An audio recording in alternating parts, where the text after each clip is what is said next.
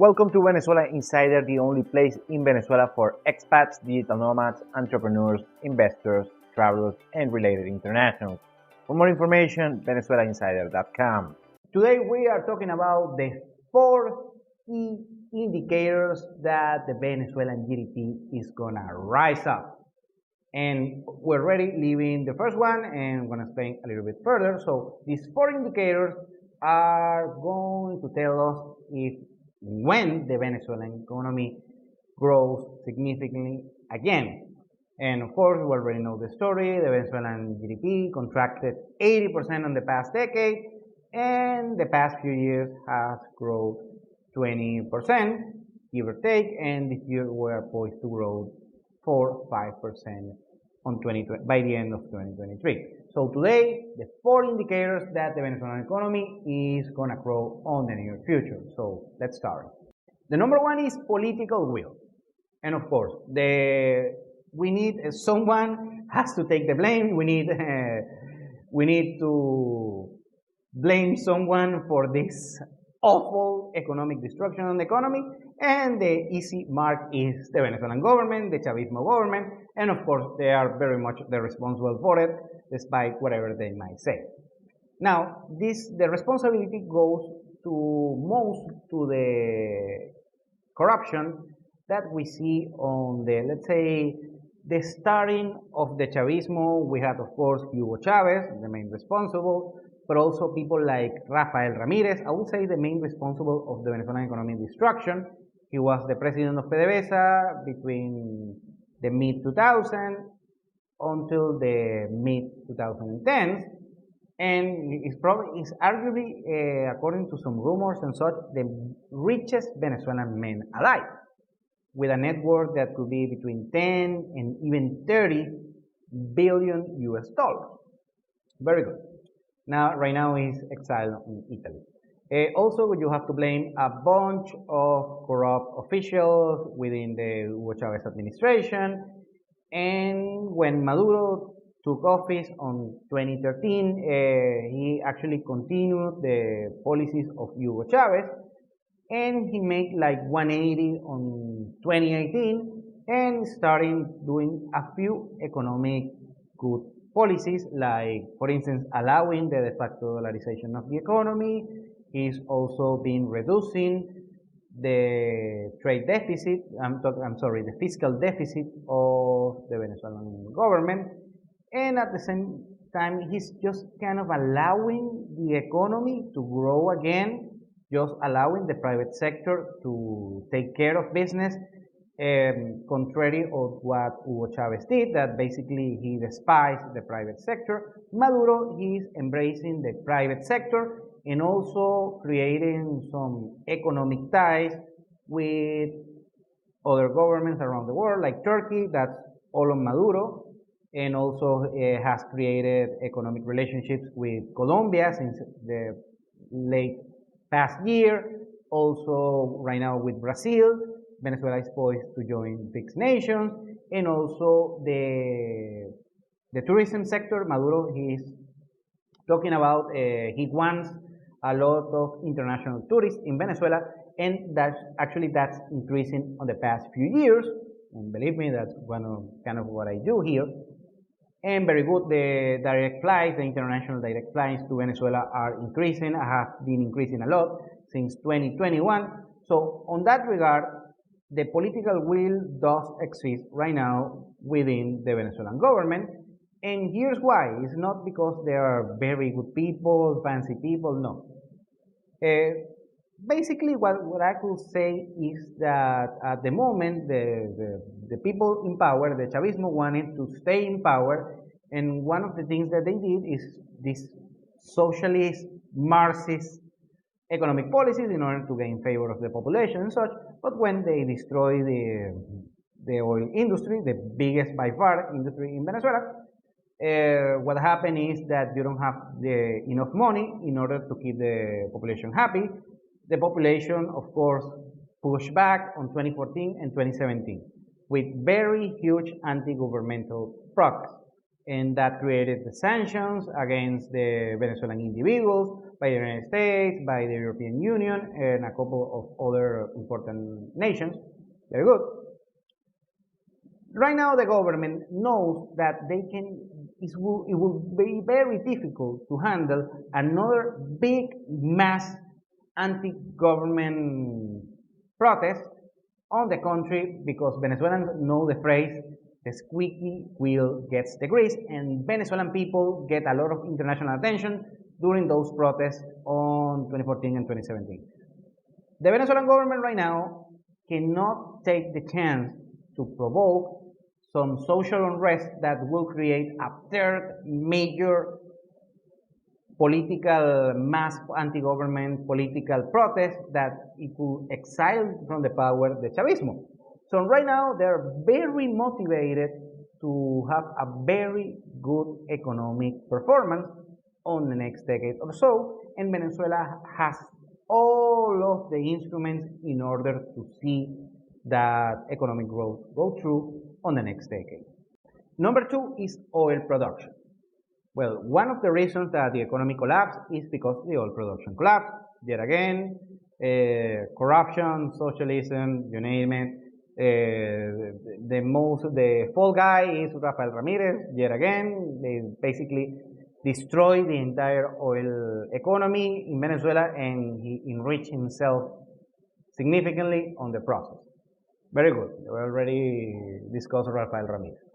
The thing is, Venezuela just a decade ago produced around 3 million barrels of crude oil per day, and also imported over 2 million of barrels of that production imported to the world.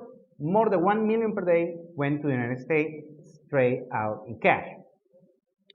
Now, the production on the latter half of the 2010s decade, they significantly decreased from 3 million barrels to 2.2 and so on and so on and so on, and it reached rock bottom on 2020, of course, also due to the COVID-19 crisis. It reached 4,000 barrels of crude oil per day. That's more than 75% of contraction on oil production. Right now, since the past year or so, we had a steady production of over 700,000 barrels per day. It's kind of flirting with reaching 800,000, so it will be no far-fetched to on 2024 see the production reach again the 1 million barrels per day, and the next, let's say, 5 years or so, see 2 million barrels per day or so. Right now, the political will is that they want private international investment on the Venezuelan oil sector from these big main oil multinationals like Chevron, he's already operating in Venezuela, like Repsol, the Spaniard big important multinational, also the French Total, about all of the Russian major players like Rosneft and Lukoil, also Chinese companies, also some European companies as well, and of course governments involved on oil production. So very good. We are most likely going to see an oil production increase on the maybe by the end of the decade between 1.5 and 2 million barrels per day. After that, I don't know, it can reach 4 or 5 million. I don't know what's going to happen, but certainly can happen. It's not impossible for that, but I see very likely a production in the next 5 years between 1.5 and 2 million. That will be more than double and maybe reach triple of the production that we have right now. And if that happens, of course, that is going to trickle down to the rest of the Venezuelan economy. Real estate, financial assets, also infrastructure, also consumer goods and services, so on and so on and so on and so on. So if we see that, and I'm very certain that we will see an oil production increase, how much, I don't know, but a significant increase is going to trickle down positively on the Venezuelan economy. Number three is credit and finance. The Venezuelan finance sector is awful, probably the worst part of the Venezuelan economy. Let's start by financing with credit. The banking sector has a credit portfolio of just is less than 2% of the Venezuelan GDP. First, the Venezuelan GDP is still very low, despite the 20% growth in the past few decades. But the most dreadful thing is that the average in Latin America is around 30% of GDP. Venezuela only has 2%. So very bad. You need financing in order to invest on the means of production on the economy. I'm talking industrials, I'm talking infrastructure, I'm talking, of course, real estate properties, assets in order to grow the production of the Venezuelan economy, especially on the private sector. So we are going to see the increase of financing in Venezuela? I believe so. There are two things.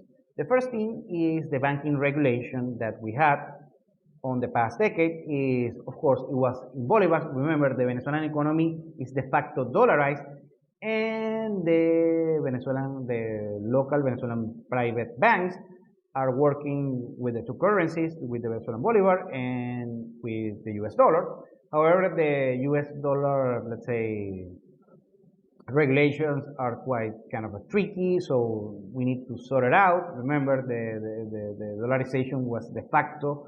It occurred just spontaneously, and they need some regulation in order first to reintegrate formally the access to the USD to the Venezuelan economy, and after that, making either issuing loans, issuing financing to the productive sectors of the economy, and increase that on a legislation and regulation that also benefits the banks and, of course, the financial sector, but at the same time benefits the private Venezuelan industry. I think that in some way it's going to happen. The incentives are there, and it's going to happen on the next 5-10 years or so. And number 4 is the international integration with the Venezuelan economy. This is it's going to happen in some sort of way. First, we have to talk about the US sanctions and the sanctions of some Western nations. Remember, the sanctions didn't destroy the Venezuelan economy, but it's making it difficult in order to see further growth. Here's what happened. Most of the sanctions are against Venezuelan individuals on the government. But there is a sanction, a very specific sanction by the US government that is against the oil industry. That's the key sanction that occurred during the Trump administration. And right now, the Biden administration keeps the sanction, however, making some concessions, some waivers. Venezuela came again on the list of the US trade partners and also US oil suppliers. So very good by that. Venezuela historically has had a very good relationship with the United States regarding economics and trade overall, international trade. Very good. The other thing is that Maduro, in the past few years, had created good relationship with left-leaning or Eastern ideologically leaning economies like China, like Turkey, and recently with Colombia and Brazil, and a bunch of others. It doesn't have that much great relationship with Western nations, but has a good relationship with these Eastern Bloc nations. So lately in Venezuela, in the past few years, we have been seeing on the shelf products from Turkey, from Brazil, from Colombia, and from China, of course, and some international trade with China, Russia, Turkey, Brazil, you name it. Also, we have seen the increase of international tourists from China, from Russia, from Brazil. We always had those. Mexico, Colombia right now, yet again, and also from Western Europe. And also, we have seen the connection, the international connections to Venezuela increase sharply on the past couple of years. The international flights to Venezuela have increased from Of course, nearby countries like Colombia, Panama, or Mexico, but also for very far destinations like Turkey, like Russia, like, of course, Western Europe. So the international integration of Venezuela is improving significantly the past 4 years or so. Now to end, all of these key indicators are very important because they are going to increase the Venezuelan GDP, because any of these factors is going to trickle down to the rest of the country and improve the synergy of any industry, of every industry within Venezuela, and of course it's going to increase the value of the real estate, the productivity of the private companies and business, and of course improve the connectivity between Venezuela and the rest of the world. Thank you for watching Venezuela Insider. Please like, share, and subscribe. Follow us on social media. If you want to work with us, VenezuelaInsider.com. Thanks again and have a nice day.